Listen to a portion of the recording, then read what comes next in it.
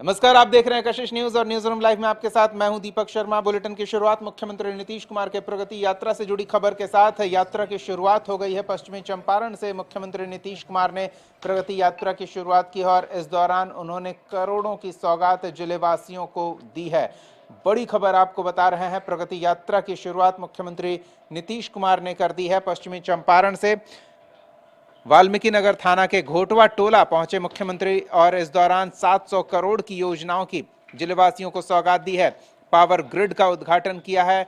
आजादी के बाद अब इलाके के 70,000 लोग जो वाल्मीकि टाइगर रिजर्व के बीच गांव में बसे थे, उन्हें बिजली उपलब्ध होगी और 18 महीने का लक्ष्य दिया गया है इन गांवों में अंडरग्राउंड केबल के माध्यम से बिजली पहुंचाने के लिए।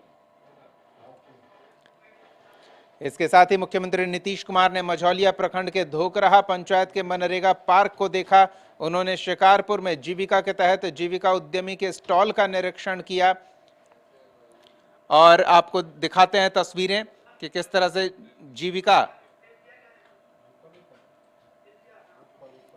जीविका के शिकारपुर में मुख्यमंत्री पहुंचे। कुछ महिला और पुरुषों को उद्यमी योजना का चेक भी प्रदान किया मुख्यमंत्री ने। गांव की महिलाओं ने मुख्यमंत्री का स्वागत पुष्प वर्षा के साथ की है। वहीं मुख्यमंत्री नीतीश कुमार यात्रा पर निकले हैं। प्रगति यात्रा को लेकर विपक्ष सवाल खड़े कर रहा है।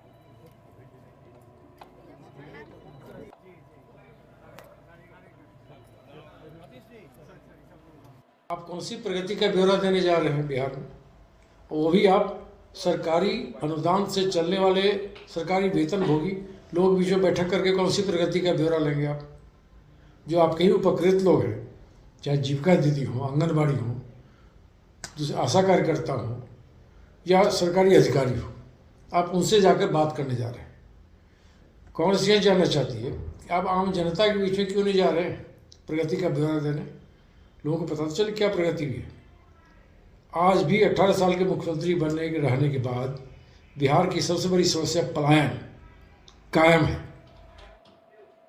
प्रगति यात्रा को लेकर विपक्ष हमलावर है। विपक्ष का ये सवाल है कि इतने समय तक मुख्यमंत्री रहने के बाद भी क्या कर चुके हैं, क्या किया है जो अब भी प्रगति देखने निकले हैं, कि धरातल पर प्रगति की क्या स्थिति है, कितने लोगों ने विकास योजनाओं का लाभ लिया है और उससे क्षेत्र की सूरत कितनी बदली है। हमारे साथ ब्यूरो हेड नीलकमल जुड़े हुए हैं। नीलकमल जी, सवाल तो जायज है, 2 दशक होने को आए मुख्यमंत्री की जिम्मेदारी संभालते हुए, उसके बाद भी अगर अब जा रहे हैं ये देखने की विकास योजनाओं की क्या स्थिति है, तो इसका जवाब तो सत्ता पक्ष को देना होगा।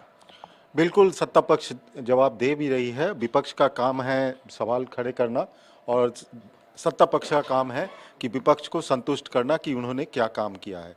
नीतीश कुमार अपने प्रगति यात्रा पर निकले हैं। आज पहला दिन था। जिस प्रकार से उन्होंने 700 करोड़ रुपए की योजनाओं की घोषणा की है, 5 जिले में वो भ्रमण करेंगे, यात्रा पर निकलेंगे और इस यात्रा की खास बात यह रही थी कि जो भी योजना चल रही है उसमें किस तरह से इम्प्लीमेंटेशन हो रहा है, वो योजना कहाँ तक पहुँची है, वो उस योजना से जुड़े हुए लाभुकार हैं उनसे बात कर रहे हैं, महिलाओं से खासकर बात कर रहे हैं। एक महिला जो हमारी खबर मिली है, एक महिला जो शराब बेचने का काम करती थी, वो जीविका से जुड़ी है और उस जितना पैसा उससे नहीं कमाती थी उससे कहीं ज़्यादा जीविका से कमा रही है और उसके साथ साथ उसको समाज में एक प्रतिष्ठा भी मिल रही है। तो ये सब चीज़ें हैं, जिसे देख करके नीतीश कुमार काफ़ी खुश हो रहे हैं कि उन्होंने जो काम सौंपा था, जिन अधिकारियों को इम्प्लीमेंटेशन करने के लिए उन्होंने कहा था, वो सब धरातल पर उन्हें दिख रहा है। तो अब विपक्ष का काम है कि वो सरकार से सवाल पूछेंगे।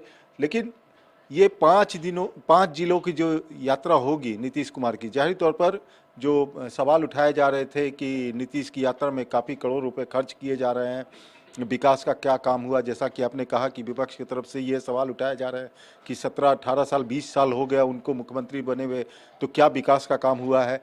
तो वो विकास का काम क्या हुआ है वो तो सरकार बताएंगे।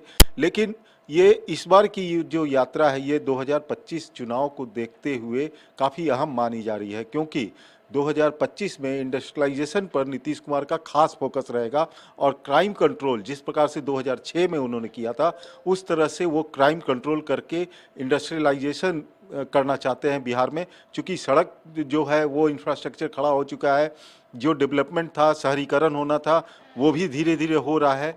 अब जो है इंडस्ट्री सेटअप नहीं हो रहा है। सबसे बड़ा सवाल है कि रोजगार की मुहैया, बिहार से आपको पता है कि पलायन सबसे ज़्यादा होता है। बिहार के मजदूर आपको देश के हर कोने में मिल जाएंगे, यहाँ तक कि विदेश में भी जाते हैं यहाँ से। तो ऐसे में पलायन बिहार से जो रोकना है, तो इंडस्ट्रियलाइजेशन जब तक नहीं होगा, यहाँ से पलायन नहीं रुकेगा। अभी हाल ही में, अभी 3 दिन पहले जो बिजनेस कनेक्ट 2024 हुआ था, उसमें भी कई एमओयू साइन हुए हैं। 1,80,000 करोड़ का प्रोजेक्ट आएगा। अब कितना आएगा वो तो आने वाला वक्त ही बताएगा, लेकिन नीतीश कुमार ने अपनी ओर से ये पहल शुरू कर दी है कि आने वाला 5 साल वो औद्योगिकीकरण के लिए वो लगाना चाहते हैं। बिहार में उद्योगों का भरमार हो, उसके लिए वो लगाना चाहते हैं। इसलिए, और दूसरी बात यह है कि पहले चरण की यात्रा अभी समाप्त नहीं हुई है, दूसरे चरण की यात्रा का टाइम भी आ चुका है। चलिए, आप 5 साल की बात कर रहे हैं अनिल कमल, लेकिन ये भी ध्यान देना जरूरी है कि अब 1 साल से कम का समय बचा हुआ है चुनाव में, और 700 करोड़ की योजनाओं का जिलेवासियों को उन्होंने सौगात दिया है। तो इस यात्रा के जरिए एक तरह से कहें, चुनाव से पहले अपनी और आधार को मजबूत करने में सत्ता पक्ष जुड़ा हुआ है, उस पर नजरिए से भी देखा जाएगा इस यात्रा को।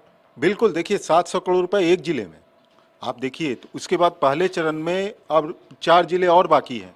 उसके बाद 7 जिले का भ्रमण होगा 4 जनवरी से। सबसे पहले वो गोपालगंज जाएंगे 4 जनवरी को, और 5 और 6 जनवरी को वो पटना में रहेंगे। पटना में प्रगति यात्रा के दौरान रहेंगे, यहाँ भ्रमण करेंगे पटना के ग्रामीण क्षेत्रों में। तो आप सोचिए कि हर जिले में जब वो जाएंगे तो इस तरह से योजना का वो सौगात देते जाएंगे और कई करोड़ रुपए की योजना को लेके पहुंचेंगे।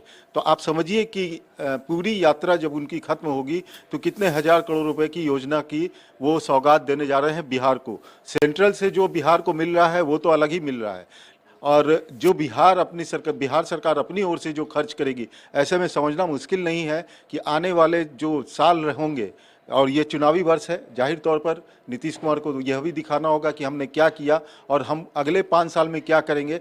तो इससे अंदाजा लगाना मुश्किल नहीं है कि एक जिले में जब 700 करोड़ रुपए की योजना इस तरह से कर रहे हैं, तो बाकी के जो चरण होंगे उसमें कितने हजार करोड़ की योजना का वो घोषणा करेंगे। ऐसे में यह भी देखना एक दिलचस्प होगा। दीपक, एक चीज़ और बता देते हैं आपको कि एक यह भी देखना दिलचस्प होगा, क्योंकि अभी महिलाओं को रिझाने के लिए हर जगह पर कोई योजना लाई जा रही है। आप देखिएगा, हरियाणा चुनाव हो, महाराष्ट्र चुनाव हो, झारखंड चुनाव बगल में आप ले लीजिए, तो इस तरह से बिहार में भी तो विपक्ष ने ऐलान कर ही दिया है। बिल्कुल, विपक्ष ने ऐलान किया है। क्या नीतीश कुमार इस तरह की कोई योजना की घोषणा करेंगे अपने यात्रा के दौरान, यह भी देखना दिलचस्प होगा। चलिए नीलकमल जी, एक चीज और देखना दिलचस्प होगा कि सिर्फ शिलापट लगवाने और शिलापट का पर्दा हटाने भर अगर यात्रा सीमित रह जाए तो आलोचना होगी ही।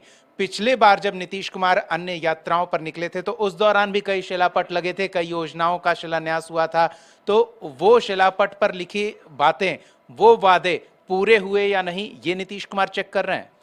बिल्कुल, ऐसा कहा जा सकता है कि जो पिछले बार हमने वादे किए थे, जो हमने किसी काम को शुरू किया था, वो कहाँ तक पहुँचा है धरातल पर, वो भी देखने निकले हैं। और उसके अलावा जो उनका मेन थीम है, जो महिलाओं को लेकर के जो उन्होंने योजनाएं बनाई हैं, वो कितनी धरातल पर उतरी है, वो भी देखने निकले हैं। तो इससे क्या होगा कि ये जो एडमिनिस्ट्रेशन है या जो अधिकारी हैं, वो धरातल पर कितने काम कर रहे हैं। चूंकि अधिकारी ही काम करते हैं, कोई नेता काम नहीं करता धरातल पर, अधिकारी काम करवाते हैं। और अधिकारी अगर ढंग से काम नहीं करेंगे तो सरकार की भद्द पिटती है। तो ऐसे में वो सरकार अगर कहाँ वहाँ काम नहीं अगर अधिकारी कर रहे होंगे, तो वैसे अधिकारियों पर नकेल भी कसने का काम करेंगे नीतीश कुमार। क्योंकि मैं यह भी बता दूं कि 2025 के चुनाव को नीतीश कुमार ने बहुत सीरियसली लिया है, और उन्होंने ऑफ द रिकॉर्ड ये कहा है कई नेताओं को अपने साथ जो बैठे हुए थे, हमें जो सूत्रों से मिली है जानकारी, कि वो बोले, नीतीश कुमार ने कहा है कि हमने जो गलती 2015 में की थी, जो 22 सीट पे थे वो 78 सीट पे आ गए, हम 2025 में उनको 22 सीट से भी नीचे लाना है। बस आप लोग हमारी मदद कीजिए और जो हम योजना बनाते हैं उसको धरातल पे उतारिए। और सरकार कोई कमी नहीं कर रही है लोगों के विकास करने में, राज्य के विकास करने में, यह आप जनता के बीच ले जाइए। चलिए, तो इस बार विकास के मुद्दे पर ही वोट मांगेंगे नीतीश कुमार, ये साफ है। लोकसभा चुनाव में भी उन्होंने कहा था कि हम वादे पूरा करेंगे और तब आपके बीच आएंगे। धन्यवाद नीलकमल इस तमाम बातचीत और जानकारी के लिए। तो नीतीश कुमार यात्रा पर निकल चुके हैं। प्रगति का मूल्यांकन करने के लिए, और ये आवश्यक है क्योंकि चुनाव नजदीक है और चुनावी साल में सरकार की ओर से जनता को सौगात भी भरपूर दी जा रही है। 700 करोड़ की परियोजना एक जिले में, बिहार के हर जिले का मुख्यमंत्री दौरा करेंगे प्रगति यात्रा के क्रम में, वहां सौगात देंगे, नई नई योजनाओं का लाभ जनता को मिलेगा और इसका कितना चुनाव में लाभ सत्ताधारी दल को मिलता है, ये देखने वाली बात होगी।